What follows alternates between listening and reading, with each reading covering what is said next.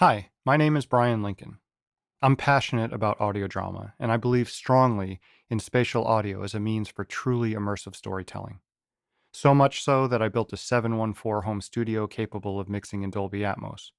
714 means I have 7 speakers around me in a circle, 1 subwoofer, and 4 ceiling speakers. It allows for object based mixing that can place the source of a sound anywhere in the room. I won't go into too much more detail now, but the reason for this video series is to explore this mixing format in the context of making audio drama. Why? Well, there's nothing like it out there yet. There's a bunch of content out there about mixing music spatially, but music is just a small part of an audio drama. There's content about mixing in Dolby Atmos for film, and this is a bit closer, but there are some distinct differences, which I'll also go into in a future video. I don't work for Dolby. I don't claim Dolby Atmos as the only viable method to create spatial audio drama, but it's what I'm using at the moment, so it'll be what I'm showing. But the overall concepts I'll explore should be relevant, even if you're using something else. This being my first video, I'm going to keep it very short and simple and answer the question, who am I?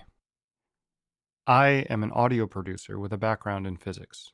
Basically, a science guy who fell in love with audio storytelling back around when podcasting started. So much so that I left academia and went in an artistic direction.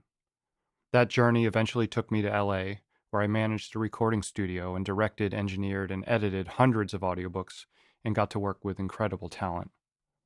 I've also worked on a bunch of audio drama projects, including some very old and honestly rough around the edges podcasts like HG World and Hidden Harbor Mysteries, and more modern work like Casey Whalen's We're Alive Gold Rush, hundreds of epic originals, which are kids' comics translated into audio, and Dark One Forgotten by Brandon Sanderson and Dan Wells.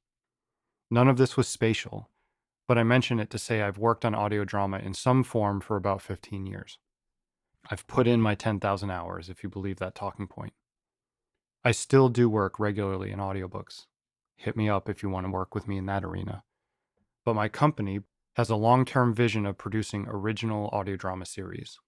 I've been working on a pilot for an 8-episode science fiction series for a while now, and I'm pretty excited about how it's come together. But I'm still learning and exploring what works and what doesn't work in spatial audio. By sharing my journey, I want to accomplish a few things. First, I want to give back to the audio drama community by sharing what I've learned.